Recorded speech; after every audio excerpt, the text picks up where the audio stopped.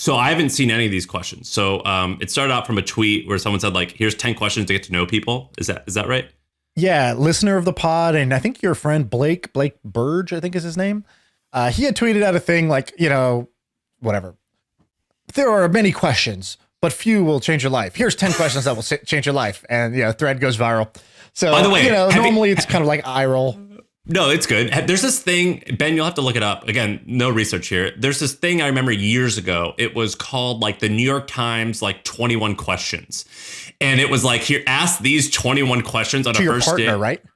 Well, on a first date, I thought. And it was like, here's how you get intimate with people. And like, as a single 21-year-old, I read that and I was like, oh, like, here's how I can hook up with girls. And I remember those questions, and they're very similar to what these guys' questions are. But it was like, when did your father make you cry? Or like it was like pretty deep questions like that. Right. And so I'm down with these questions.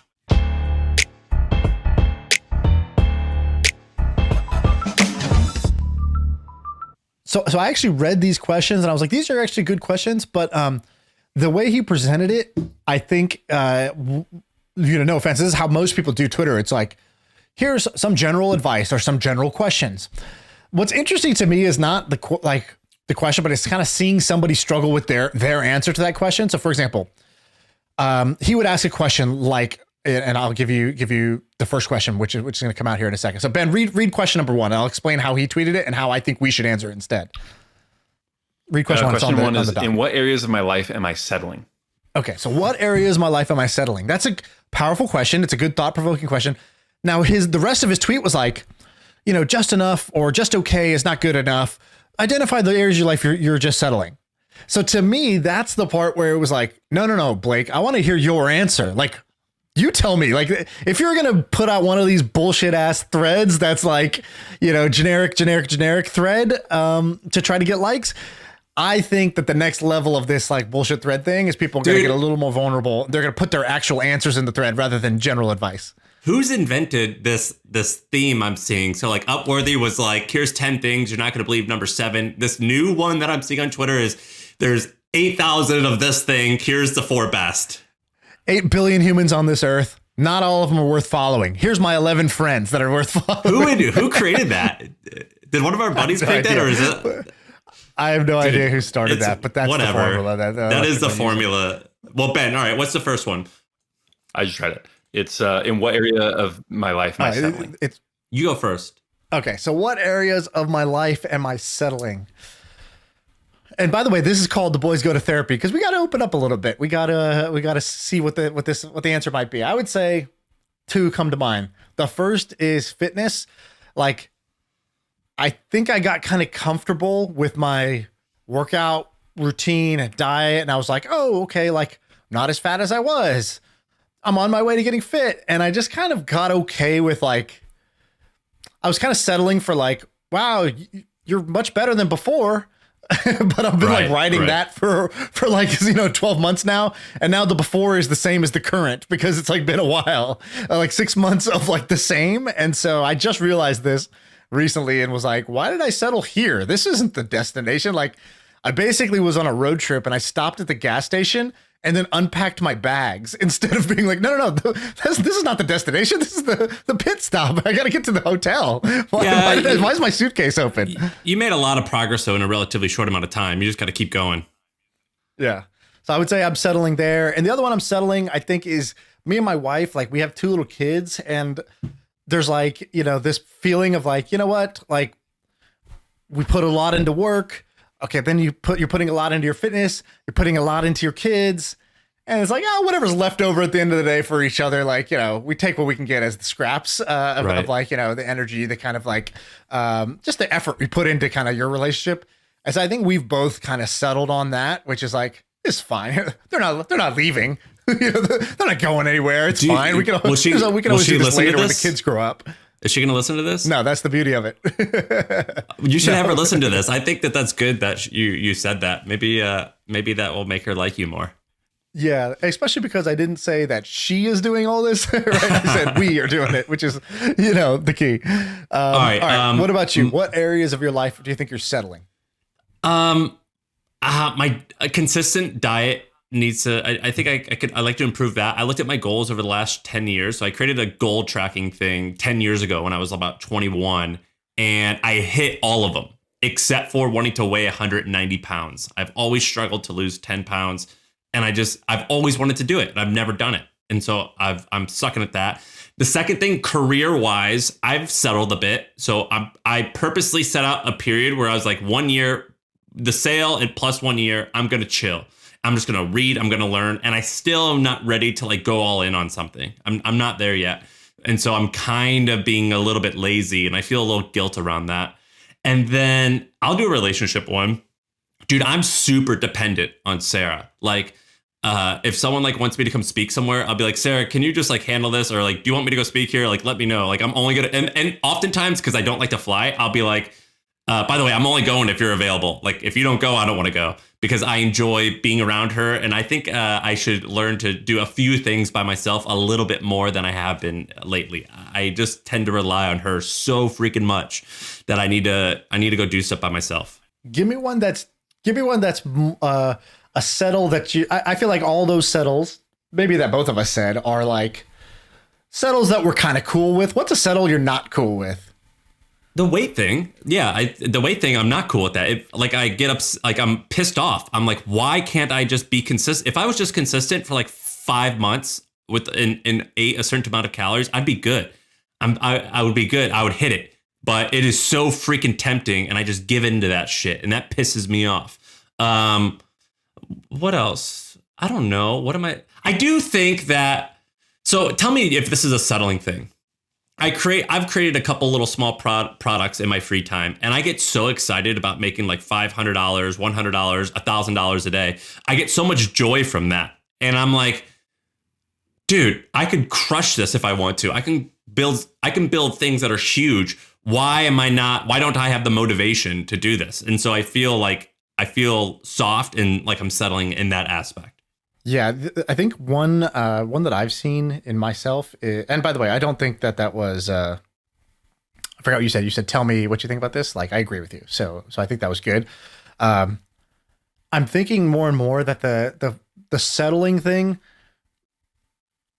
the easiest way for me to pinpoint where I'm settling is when I see the contrast, when I see somebody who's not settled in this area, and I'm like, oh, they're really pushing it beyond where I am right now in this. Like, and it doesn't mean I'm always going to just chase and do what others do necessarily, but it kind of takes me seeing that for me to be like, oh, word, like this isn't the kind of the spot to just settle down and dig my heels in. And so that's happened to me with money. Like, for example, I've seen people's lifestyle, or I've seen people talking about stuff. It's like somebody will be like, yeah, we picked up this project, and then we, like a real estate deal. We picked up this deal, and we're going to flip it, basically 4 months later.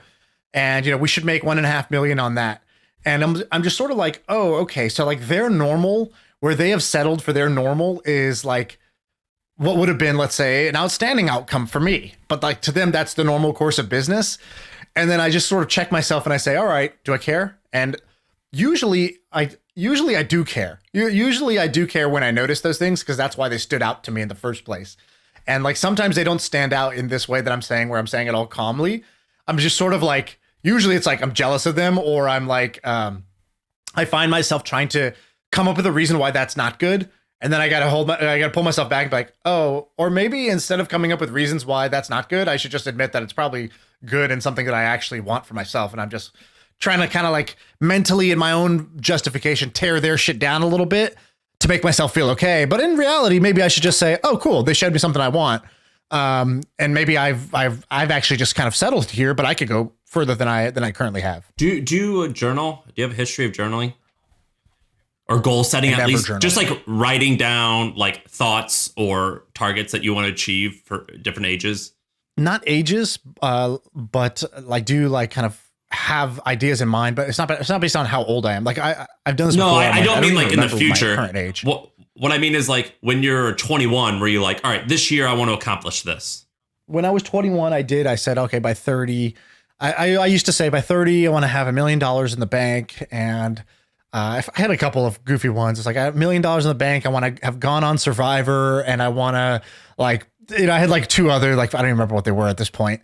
And then like, as I got older, I was like, oh, well, that number needs to be bigger. And then the second one, time isn't really a factor. And like, oh, I don't care about Forbes 30 under 30. That's actually all bullshit. And like, I kind of adjusted my like goals once I like wasn't 21 anymore. Well, I think it's good to look at those things because I'll look at all my old journaling and writings and I'm like, what energy was I putting into there? What was I bummed about? What was I excited about? And then oftentimes I do one of two things. I either try to impress my past self or try to make my future self pumped, where I'm like, what will I be really excited that I did now in 10 years? So there's this thing, I don't know if you've heard of it. So Chris Sacca, who is, one of the kind of best investors of all time, who's one of the biggest investors in Twitter and Instagram and a couple other badass companies. He had this thing, which was like, he read out somewhere, I think it was like on the Tim Ferriss podcast or something. He read out a note that he had written to himself. A note that he had written to himself when he was 20 years old. And he goes, I just found it while we were talking here. So this is perfect. I found the transcript. Do you know what I'm talking about? Do you know what I'm about to say? Yeah. I remember it. What did he say? I don't remember exactly what he said, but I remember this episode. He goes something about, what do you want to be when you grow up? He goes, so here I am. I'm 20 years old. I'm living in Cork, Ireland. And we'd start the day drinking at 11:30, blah, blah, blah. And I'd never heard of an investment banker. At that point, I had never heard of a venture capitalist. And so I just wrote in there, I don't know what the job is called, but I know it's going to involve a lot of talking on the phone, a lot of negotiating, a lot of yelling at people, high risk, high reward, unbelievably high stakes. And I'm going to do it part-time from the mountains, part-time from the beach. Whatever it is, I'm going to be done with it before I'm 40. And then he's like, fast forward. This was, I think he was 40, 41. And he basically like a billionaire, accomplished almost exactly that. Yeah. So he's like, he's now a billionaire who does exactly that, makes deals. He didn't know what a VC was, but he became a VC, which is that deal. He has a house in Truckee and, another one on the beach. So he had the mountains and the beach thing. And it was like literally it all played out. And he retired from the game and he was like done with it. And he moved on with his life and he started doing other things. And so I always thought that was really cool. And I thought it was cool because it wasn't like these fucking lame goals. It was a description of his life. It was like a painting of his life. It was like a movie scene of his life. And I've noticed that the people who kind of do this, like they kind of call their shot and they manifest it, they don't really call their shot with like it doesn't feel like Excel. It feels like iMovie. It's not like a bullet point analytical thing. It's like a vision for how their life is going to be and what life is going to feel like. And they don't even know the words to describe it or the route to get there. They're like, but that's it. That thing at the end, that's how it's going to feel. That's what it's going to look like. That's what it's going to sound like. I'm doing this tonight. This is good. iMovie, not Excel. That's a good one. If you were going to do let's do a kind of off the cuff shitty version, right? Again, we do it for the entertainment. We do it for the people. What do you think would go into that? What comes to mind as your version of that?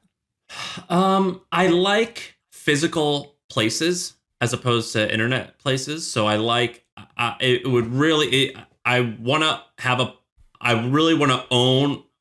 have some type of physical land or buildings throughout the country that I can entertain all of my friends all at one time and pay for all of it. Can I propose something here? Yeah. Can I propose we do a 2-minute thing where we just jot down on our note here what we think it is, and we'll just cut that out. No, because I'm not prepared. I'm not prepared. What's yours? That's why you got to do it. What's yours? That's what I'm saying. We got to write it down. We got to figure it out. Okay, so I think I'm not ready. All right. Look at that reaction. This tells you that's what we call resistance when the boys go to therapy. We've identified some resistance. I have to figure this out. This is like such a hard thing to do. Next question, Ben. Fuck. Are you guys ready for the next question? Let me give you my scene right now. Okay, my scene that I have in my head is you're already living. No, dude, my house is like this. I already know the house. It's this big ass house. Everything's fucking white inside. I'm at this. I have the same. I have a chef like I have today, but it's like on this like giant area. There's people just coming in and out of my house because we're like the fucking lobby. Like my whole life and work is so integrated that like my trainer's showing up, they're having brunch with us, and then I'm having this meeting with this other person, but they're also going to work out with us, and the whole thing is just integrated into one big ass thing. My mom's over, my sister's over because we all live nearby because we all made it.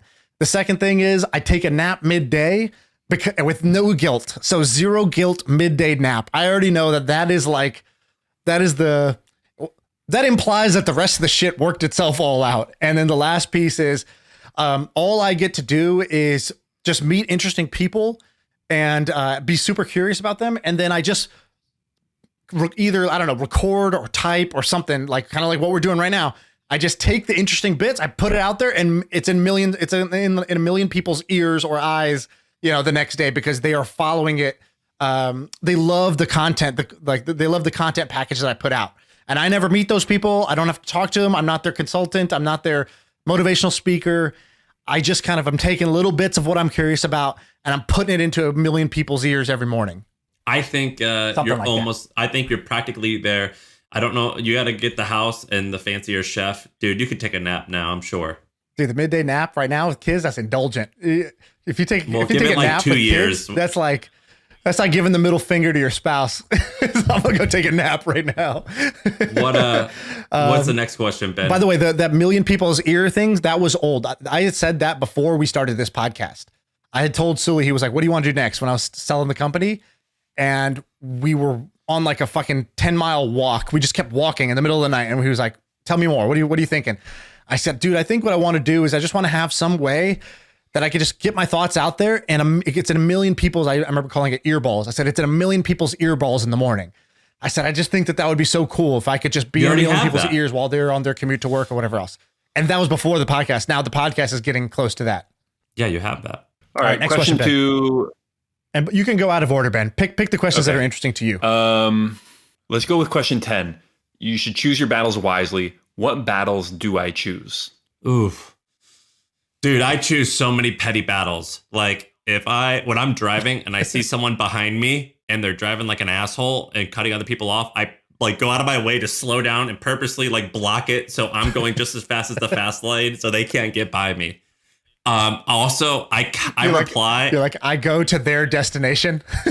Yeah, dude, I'm really petty. It pisses me off that someone's rude. I also reply to just so many comments that I shouldn't reply to, where I think someone has said something and it's just kind of ridiculous, and I reply to it, and there's no reason why I should be doing that. So I pick a lot of really, really, really dumb battles. Your HOA battle that you had, I would die on that one. This would not stand. That's what I would say. I mean, I would go hard on that one. What was the question though? What battles do you pick that you shouldn't? It's basically, it says choose battles wisely. What battle do I choose? So which is saying, what battle do you want to be choosing? Another way of looking at it is what you said, which is what battles am I stupidly choosing right now that I need to not be choosing? Dude, I choose so much small stuff. Like for some reason, I stay hardcore in the dirt. Like, for example, I'm out at my ranch and I've got people here setting up my Airbnb and stuff. And people are doing the stuff, but I just have to be here and I'm putting shit together. Or fuck it, I guess I'm gonna go rent a car and go to Costco. It's no, we're already doing that. I choose the smallest stuff as opposed to leveraging my skill set. And so that is an unwise battle that I should not be picking. Instead, I need to be thinking about much bigger things. And I simply don't. I think having kids might change that. I think there's a world where I'm praying that having a child is gonna somehow show me the way. You guys could tell me if I'm wrong, but dude, I pick the smallest. I focus on tiny, tiny, tiny issues. That's I have a friend who they're a couple. They're kind of going through problems right now as a relationship. And then she said something. She was like, I just feel like I need to have a kid, and then that's gonna help us. And I was like, oh my God, no, that is not the answer. I understand why you think that will make this relationship better, but it is going to do the exact opposite. I think it could be the answer, to be honest. Having a dog is 2% of having a child, not in the sense of I'm taking care of it, but it's I've got something that I need to protect and take care of, and it makes me a little bit happier. I imagine properly having a human being where you're oh, I have to dedicate my life to this person. It's beyond me at this point. I have a feeling that can be very inspiring. And that's why I think a lot of 35 and 40-year-olds who are childless and are getting messed up on psychedelics all the time and feel depressed, I'm dude, just fucking pop out some babies. I bet you won't be asking yourself, how do I find myself? You're going to say, how do I just make this kid happy? And when you dedicate yourself to others, I think you're happier. Can I read you something cool, by the way, that I just... Do you disagree with that? No, I think you're right in that in two ways. So I think you're right that having a kid definitely takes the focus off yourself. So that eliminates like a huge number of worries that you have, but it replaces them with new worries. If your habit is to worry, guess what? Whatever situation I put you in, you're going to find something to worry about. It's just better to worry about other people, though. It's more rewarding. So it is an improvement. It is an improvement. The other thing is that, yeah, some bullshit just gets thrown out the window because you don't have that bandwidth. You don't have that extra time to think about stuff and do stuff and make that trip to Costco because it's just off the table. You don't have the time. And so that's one thing, but it doesn't fundamentally change the nature of the problem, the root cause of the problem, which would be, you know, like a focus on minor things. Because guess what? Then you're going to start to focus on, you know, why your kids, you know, pinky toe is a little bit crooked and why they have this little rash on their knee and like why they didn't eat all, you know, a balanced lunch. And like, there's a zillion things you could worry about with a kid, and you could even justify them further because I'm a martyr. I'm a great parent for doing so. So you got to be careful with that. I don't think it goes away, but I do think it like changes the problem a little bit. So what's yours? Okay, I'll answer the question. I'm going to read you this thing. So the battles I should pick. The battles I want to choose are health. So being in the best health that I can be and having a healthy lifestyle for me and the people around me. Is your wife healthy? Because does she eat healthy? Yeah, she's in and out. She can be, when she's on it, she's super clean. She doesn't have the problem I have of discipline. Like once she flips the switch, she'll just never eat bad again until she flips the switch off. And then she'll eat Oreos all day. And so it's like, you know, one or the other. And so, and same thing with working out. She's like hardcore intense about that and hardcore intense about her diet. And like, she doesn't waver at all. So, but it's just a matter of what mood she's in. And the mood is like a year-long mood, not like a daily fluctuation. So I think health is the first one, because I've seen that once your health goes a little sideways, nothing else actually matters. None of the other battles have like any relevance anymore. I think the second one is like probably the second battle to choose is like, I don't know, probably something around parenting, but I don't even know how to phrase it. Like, I don't know, being like not constantly trying to like rush through parenting and like getting the job done. That's probably the second one, is like the battle of enjoying being patient with my kids. And then the last one is probably like, I do too many projects. I have so many fucking projects at once, and they're all good projects, but they're probably collectively together a bad number of projects. And Dude, so that's probably the worst one. I know I always say it, but how many people criticize you about that? I don't know if my friends and people who actually care about me, like, I don't know, like the people who know me and care about me, They do say and the same people thing. who don't are like, oh, that's cool. You do so many things. And my friends are like, that's not cool. All these things could be cool, but you got to do them. You got to do them right. And if you're not going to do them, you got to figure out how to like hire somebody who's going to do that thing for you. Dude, if I was you, I would only do 3 things. I would do the podcast, because that's not that hard, and it kind of drives the other thing. I would do Milk Road, and I would do investing. Yeah, the problem is I'm too deep in on e-commerce, and so I gotta like either hire my way out or sell this thing, or I don't know what the other option. You got to are. sell it. I think you sell it or something. I think that everyone talks about hiring someone to run shit. You're still like involved somehow. Like you're not actually. I think that's actually really hard to do. I don't know. When you did it for the hustle, you were pretty good about it, right? Yeah, but I thought about it all. I mean, I still felt like I was working there, but I didn't do other projects though.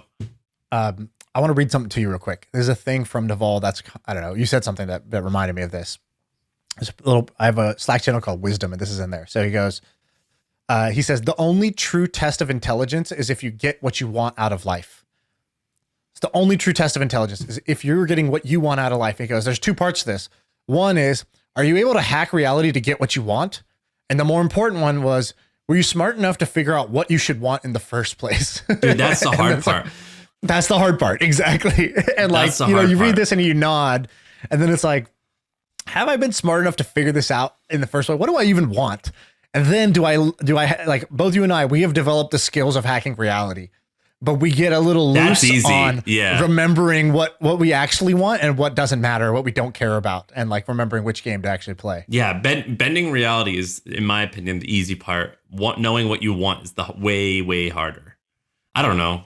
Right. I'll read you one other part that I really liked. He goes, You live in a society which has a bunch of people in it. So that will train you to play the bunch of people game, the multiplayer game. But only as an individual do you get to stumble on the hidden game, the single player game. And that is the real game. And he says a couple things. He goes, if you had no adversity, it would be a very boring game. So remember, you got to play the game. It's your game. You get to design the board, design the challenge. You get to design the victory condition. And that is the creativity. That is like, sort of, you get to decide the purpose of your own life. And in the same way, you get to design what game you're going to play, what the rules are, and what the victory condition is. And if you haven't did he write this? Intentionally done that, you're not playing it. You haven't actually started playing that game consciously yet. Where did he write that? I don't know. He said this on like a Twitter Spaces or something like that. This guy Zach Pogrub tweeted it out. I liked it. That's good. Ben, right, let's do another question. What's another one? All right, I think this is an interesting one. What are you letting in?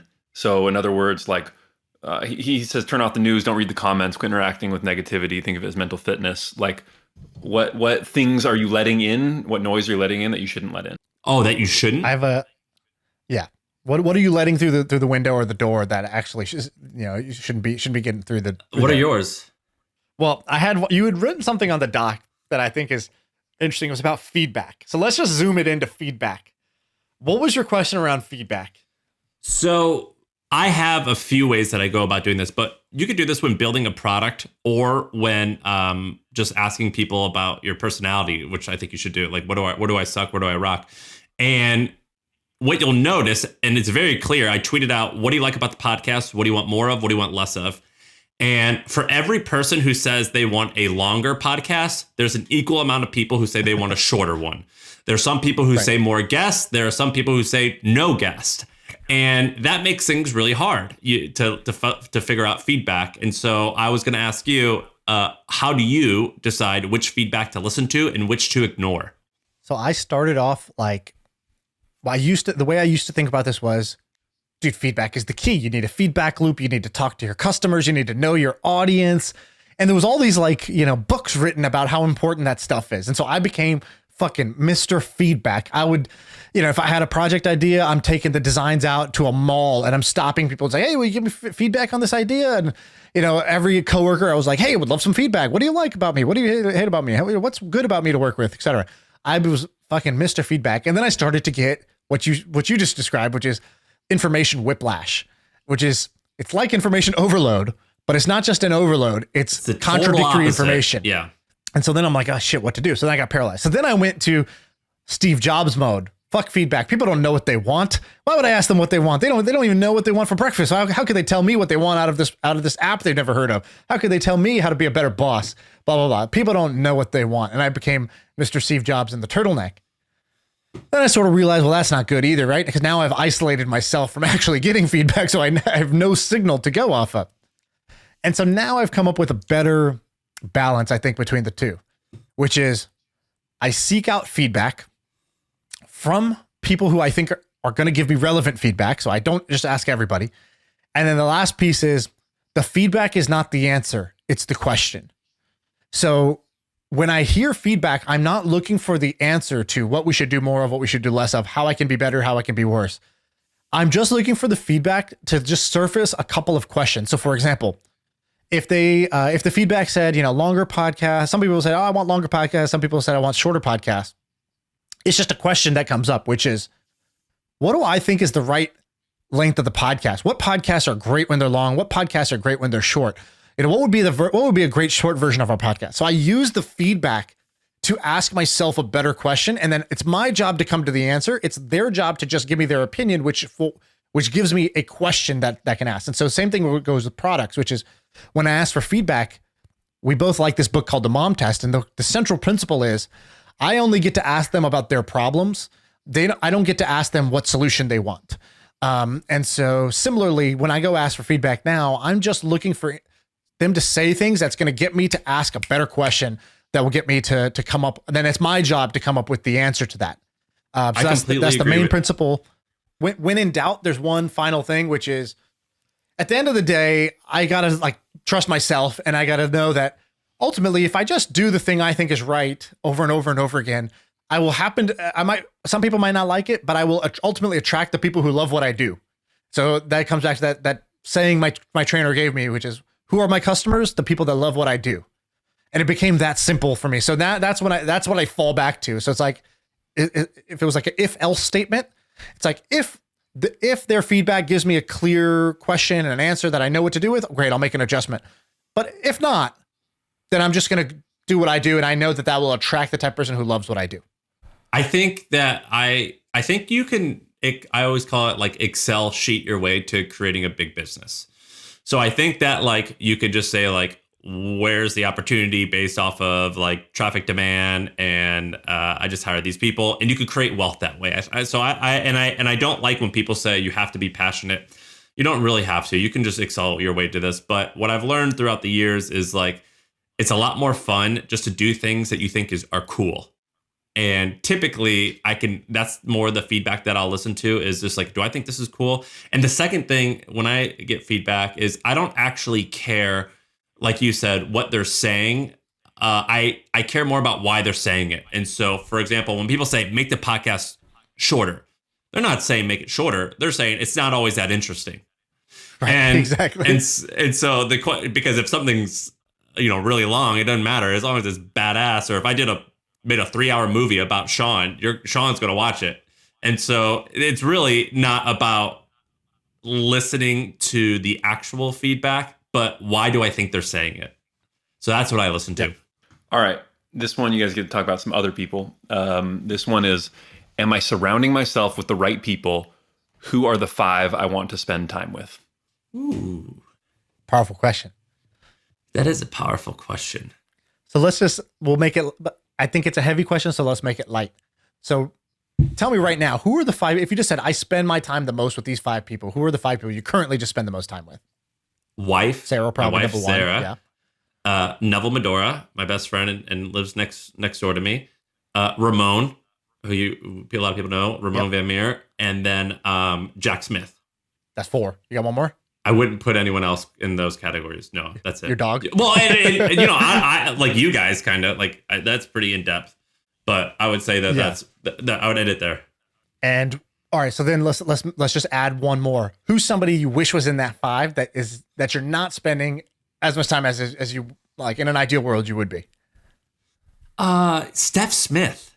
I would add Steph Smith. Whoa. To that. Yeah. Nice. I think Steph Smith is amazing. Just like what? I was like, just like our podcast listeners, they also want more Steph Smith. So every time I talk to her, I like, damn, she's brilliant. She's a very special person. So maybe her. Anyone else? Like, sometimes I do wish like I had like some baller friends. A lot of my friends are like pretty great, but like fucking hanging out with like a Russian oligarch just to see how like some of these crazy people think who are like extreme. I like extreme people. So even though I may think they're a bad person, I would like to hang out with some of these extreme people who are just on extreme ends of success. Or it could even be an athlete. Like, what's it like to hang out with like the person who holds the world record in the marathon? So it would be nice to be around more extreme people. That's a really good actually twist to this, which is, I think a lot of people have heard this idea of you are the average of the 5 people you spend the most time with, and that's true. But there's 2 other groups of people that I think really matter. One is like the equivalent of a bender. It's like, you don't want to go on a bender every day or every weekend, but like twice a year, a bender is a lot of fun. And if you don't do a bender twice a year, if you're not really having one amazing party or, just an all-nighter or some kind of experience that's like a little out there, you kind of are leaving a little bit of life on the table. And so there's some people that are amazing in that capacity that you would never want in your everyday, but they're amazing twice a year hangs with. And I think there's some people that are like that. The other one is, who have you just not even encountered yet? Like, who is just outside of your bubble that it's like, you don't even know what you don't know yet because you just don't hang out with anybody like that. And so you have zero exposure, and therefore, it's just like, it's not part of your worldview. It's not part of your mental model yet. So I think that's another like 2 categories.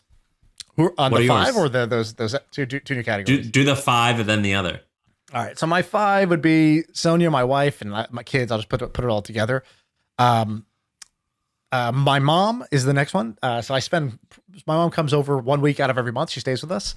Ben, who's kind of like my right-hand man, my business partner across Milk Road, across in the fund. He helps with the podcast. He does a bunch of things. So I talk to Ben hours a day. Andre, who I don't think you've met Andre, right? No. Andre's like kind of like the new Ben. He's like the next Ben. So he's a new guy in the fold on that level. And Andre's kind of amazing because Andre's got this story that he had some illness. He had something. He caught some bug or got some infection that like it gave him like kind of like chronic fatigue syndrome or something like that. Like he basically like couldn't get out of bed for like, I don't know, like 2 years or something like that. Like he was in a wheelchair at one point and nobody knew what it was. And it was just like, and then he kind of like recovered from it, but it was like this multi-year thing. And so this motherfucker is the most like grateful person you'll ever meet because he's like, dude, I walked today. And I'm like, you know, like it doesn't take much for Andre to be like high on life. And because Andre's around me all the time, I get that secondary high, you know, the contact high off of Andre. And like, you know, because he kind of like was just battling and got out of it. And so now he's like every day he like, you could tell he's just savoring every day, like as if you haven't eaten in like 2 weeks and you're having your first meal. That's how Andre's like. And so I love that about Andre. Who are the other two? The other one is Sully, who's our mutual buddy. And I don't hang out with him that much because he moved, but he's a partner in one of my businesses. And so I talk to him, you know, because of that. But the one downside is now that he's like an official business partner, we don't really just like talk to shoot the shit anymore. It's like we kind of, anytime I'm talking to him, I'm sort of talking to him always as if he's my investor or business partner instead of just catching up, you know? So I guess that's probably the downside. And then, so those are the five that I'm currently hanging out with the most. I would put you next as we hang out, you know, 2-3 hours a week doing this. So that's more than most people. And then the one I wish I hung out with more was Ramon, because Ramon is like the best human on earth. So, you know, the more Ramon in my life, the better human I would be, just, you know, by default. I completely agree. When he teaches me a lot, he's a very thoughtful person. I learn a lot from him.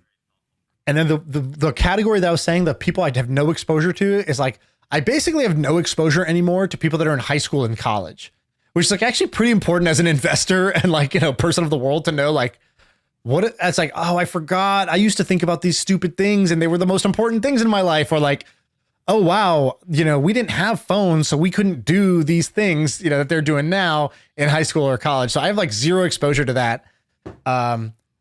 You know, like people in third world countries, like, you know, when I went down to Mexico, I was like, oh, wow, like I kind of forgot like just how simple and like different life is for most people on earth.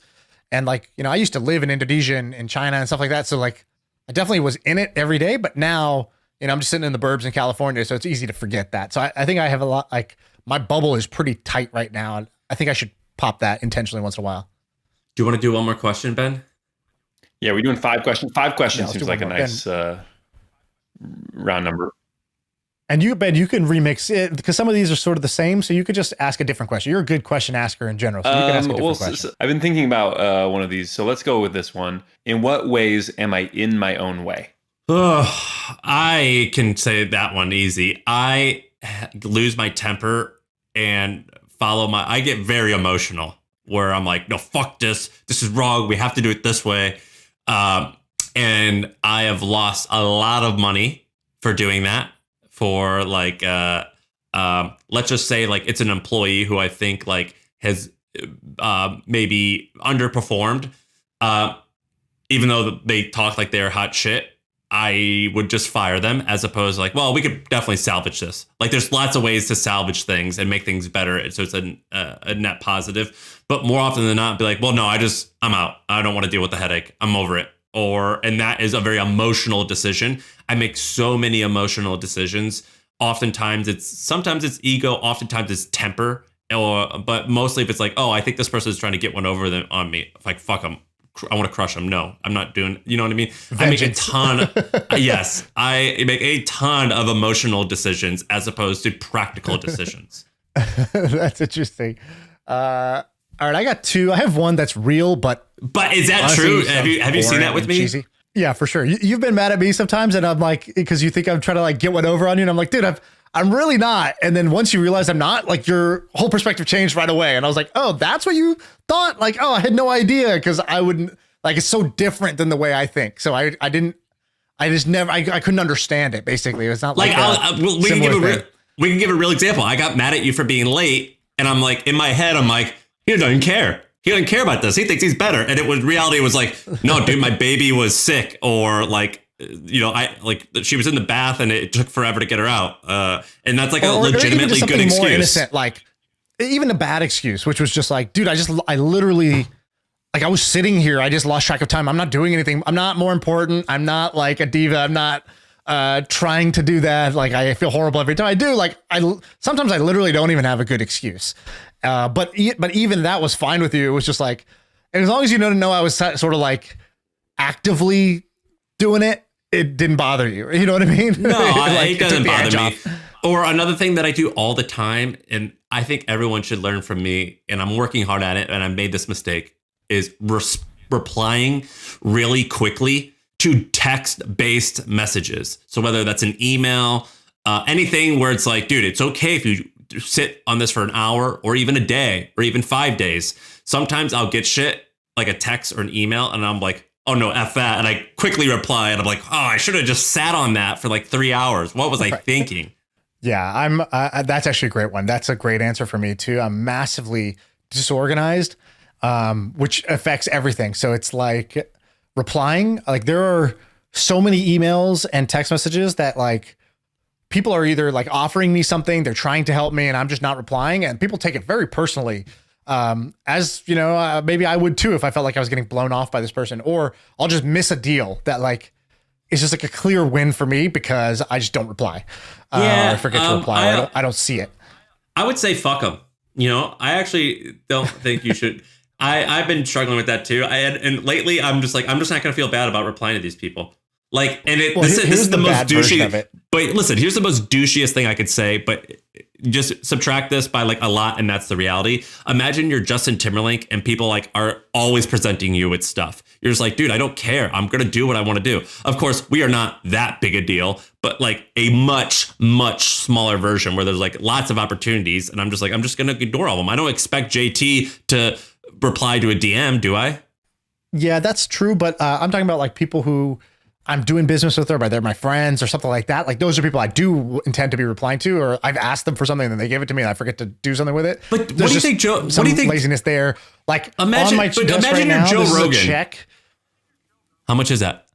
I don't want to show the check on screen, but this is a $13,000 check that's just been sitting here for like 6 months, and then it expired, and so now I just had to go like get a new check, and then I got this is the new check after the other one expired, and I still haven't deposited this one. Another month has gone by. Like that's how shitty I am, and it's just sitting here because I'm just disorganized for no reason. Or the same thing with like my company's book. So here's the bad way it plays out, which is I've never hired a bookkeeper. And so I'm like, oh yeah, like, I don't know, like, aren't the transactions just like on the credit card? And no, like they've got to ask you. Like, they got to ask you. At the end of the year, I'll just cram for my taxes final and just figure this out. And so now I'm like learning, oh, how do people do this? Oh, they hire bookkeepers and then they like, okay, gotcha. So like there was just things that are just messy in my world. That's me getting in my own way.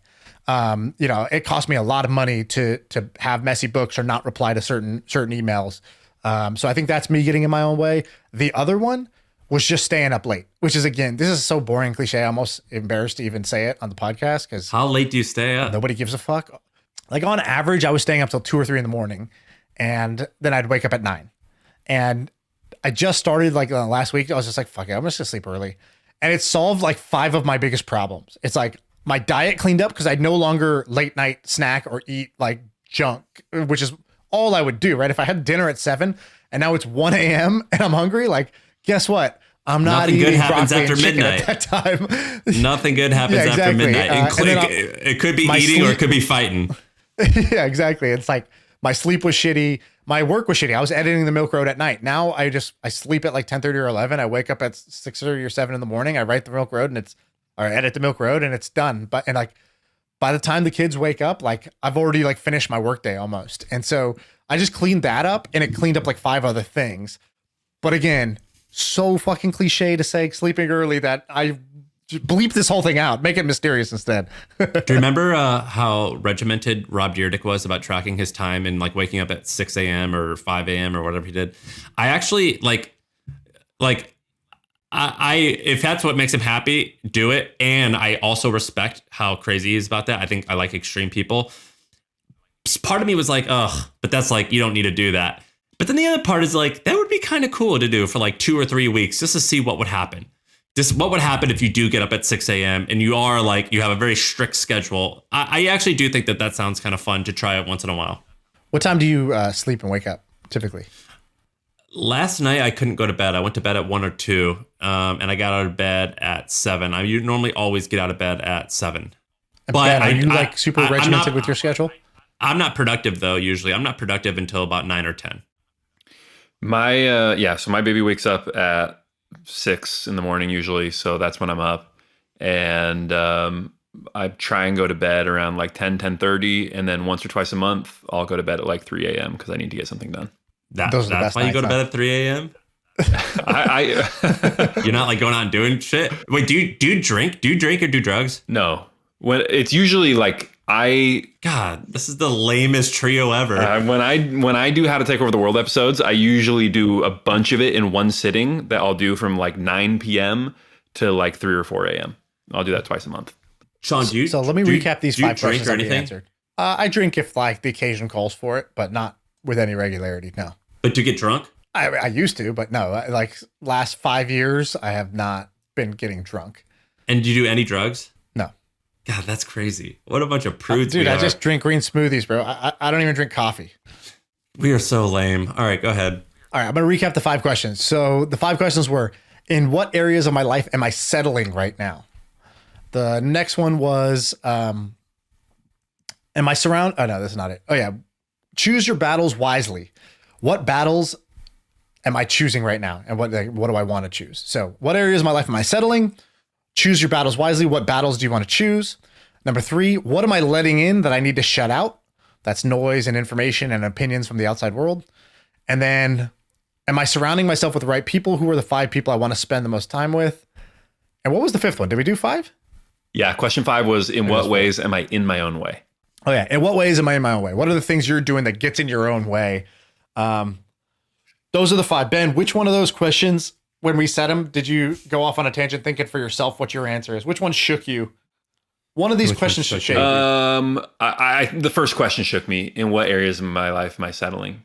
Okay. You guys are looking at me. I thought maybe I'd get away with not actually giving you the answer because that's one that penetrates to your soul. Yeah. But you both were just like, you're gonna answer right now. And like for you, both of you talked about like health and fitness stuff.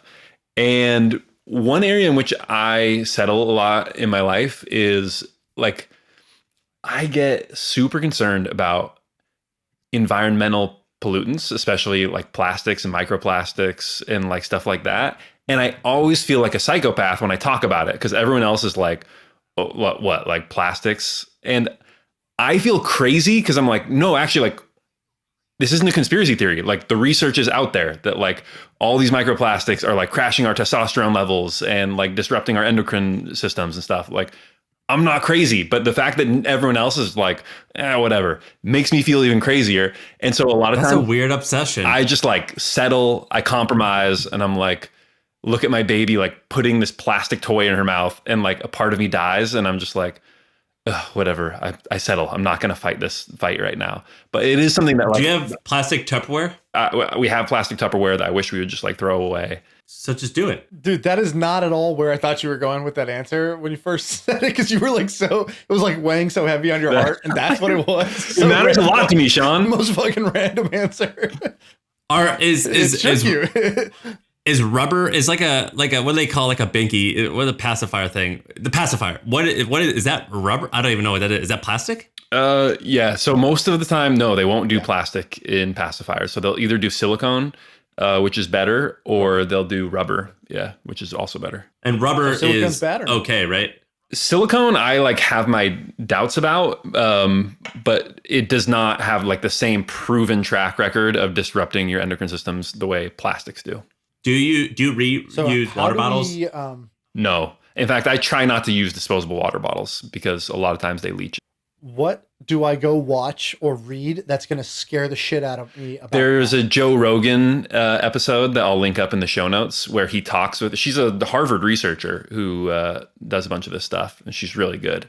And it will scare you a lot. Yeah, dude, plastic's pretty bad. And then, like, you don't know that, Sean? You microwave plastic, I've heard don't you? it only on this podcast. Yeah, I microwave everything, and everything's in plastic in my house. So I'm like, oh shit, okay. So I've heard this, but I've like I never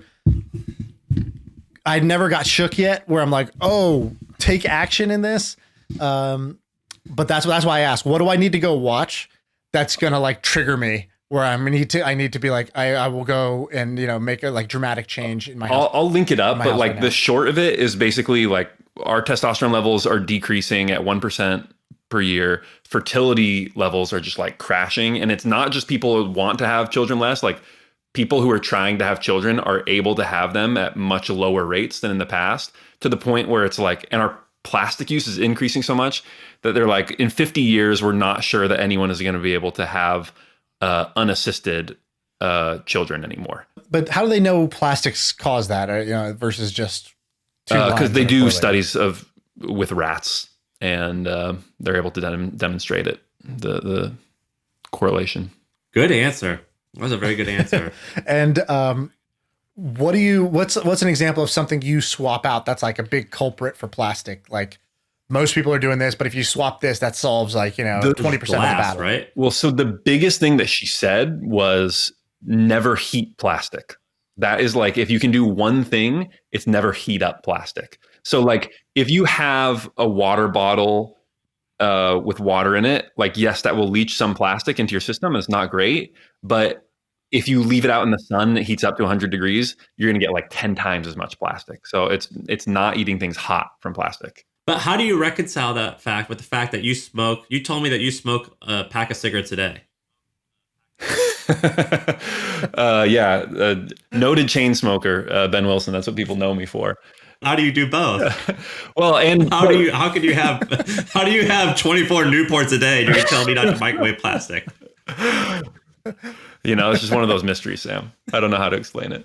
And how do you can you test to see how much plastic? I don't know. That's a good question. I would love to do it if you can. I don't know that you can. I got a new business that we're going to talk about on Monday that's going to address that, by the way. I was all prepared for it today. Really? Did you say it? What is it? It's called Float. Did you see it in the doc? It's called Float. What is it? What's the URL? Is it called Float, Ben? Where's my fucking read? It's called No, it's called Fount. Fount. Sorry. Fount.bio. Fount. It's basically a $5,000 a month concierge service where they test your blood and tell you all about your body. It's very expensive, but sounds incredibly cool. For $5,000 a month, you better be touching my body. Well, we'll see. Maybe maybe it'll make women to actually want to touch your body. Ooh. Maybe we'll do one better. We're getting tested over here for $5,000 a month. What? $5,000 a month? That's such an absurd number. You're doing this? No, I'm not doing it, but I think it's close to beta. $5,000 a month. Would I do it? I would sign up for 3 months for sure. I think you could do it in 3-month increments. For $15,000, yeah, I would try that. Dude, I had a concierge doctor one time for like a year when I was really sick, and it was $25,000 for a year, and it was mostly amazing. Also, I understand why rich people and how rich people can get access to so many drugs. Because like, if I wanted to, I could just like text the doctor and be like, "Hey, can you refill this Xanax for me?" Or like, "Hey, I need some more Oxy." And you're paying them so much money that it seems like they're willing to do that. It is kind of crazy. This took a turn. Hey, all right, can I? cool. Do we have time? We're way over time. Do I have time to ask you guys one more question? As long as it's 5 minutes or less. Okay, I think you can be 5 minutes or less. I'm just curious about this. I don't know why I thought of this as we were asking the 5 questions, but if you were to like simulate your life 1,000 times, what do you think the ceiling is, and what do you think the floor is? In other words, like, are there a few little things that if they broken the wrong way, like Sam Parr is working at a McDonald's in Missouri right now, or like a few breaks where if things had broken the wrong way, you would be worth $100 billion, one of the richest men in the world. Like, what do you think your floor is? What do you think your ceiling is? And do you think you ended up about what your average is? I think in my case, I could tell you, I think my Let's floors. set the ground rules. The ground rules are same genetics and same like family. Not like I'm born in a different country. Like yeah, same, it's just like a starting few little random variables get changed. You make a few different decisions as you go through life, but same family, same situation, same person. I think Alright, I go was ahead, not far from being like homeless, alcoholic, drug addict.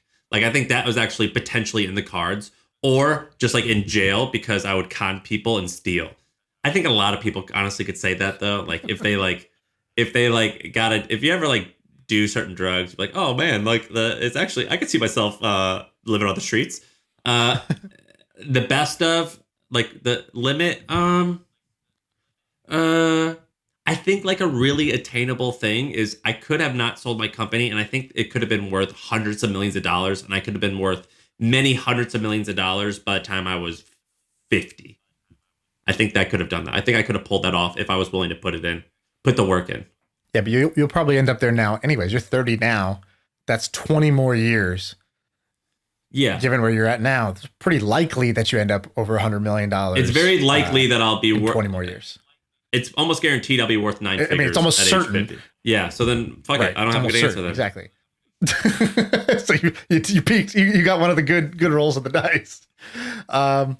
I don't think. I mean, obviously, there's some scenarios where I end up in jail, drug addict, whatever. But I don't think that's like the realistic floor for me. I think the realistic floor for me was probably like working at Twitch forever. No, not even like working as a lab assistant at fucking Greenville University's like biology department or some shit like that. Like basically some job that was like I got on some track that didn't really have a merit-based system. It was a time-based system.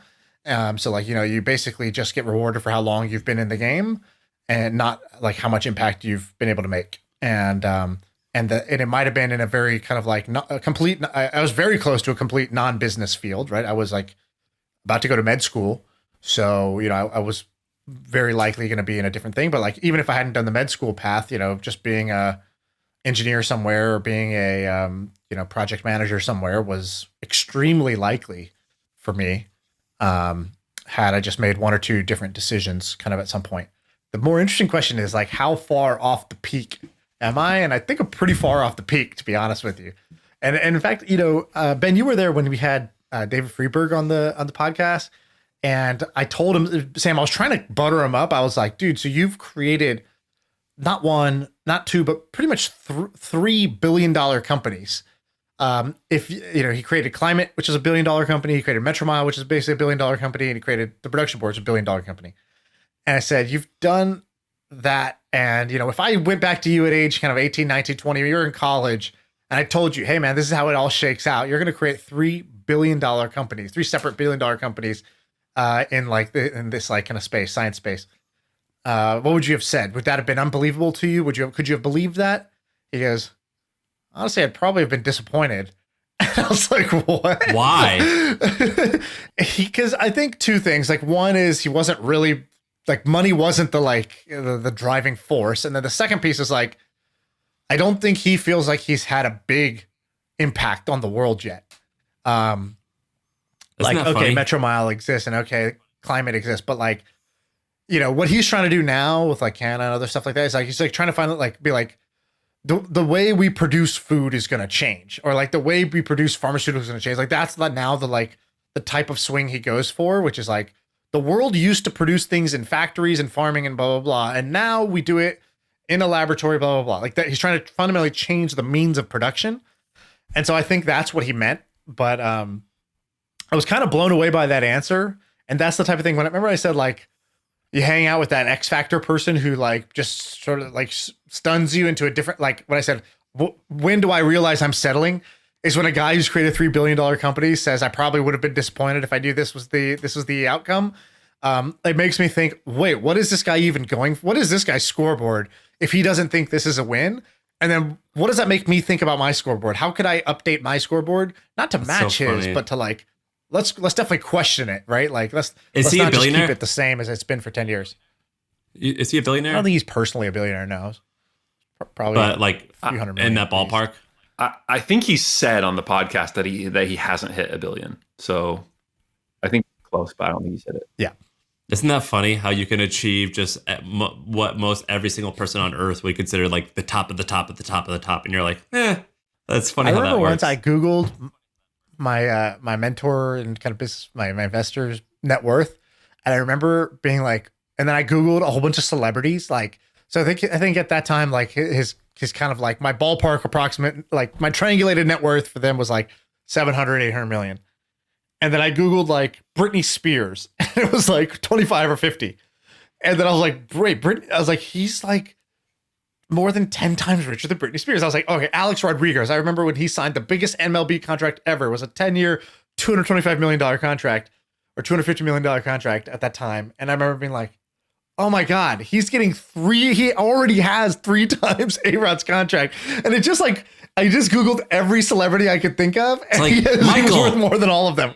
Did you know that you're richer than Ryan Sheckler? I think I literally said that. I was like, you're 15,000 Jermaine Dupri's. Dude, he's probably even richer than Denzel Washington. This guy's amazing. That's what I'm saying. Oh, easily. Watch, Denzel net worth. Dude, I bet you Denzel's got to be worth 100 at least. Been in the Denzel game for a Washington while. Piss poor 280. He's a double Denzel. Like, come on, man. That's awesome. All right, I'm out.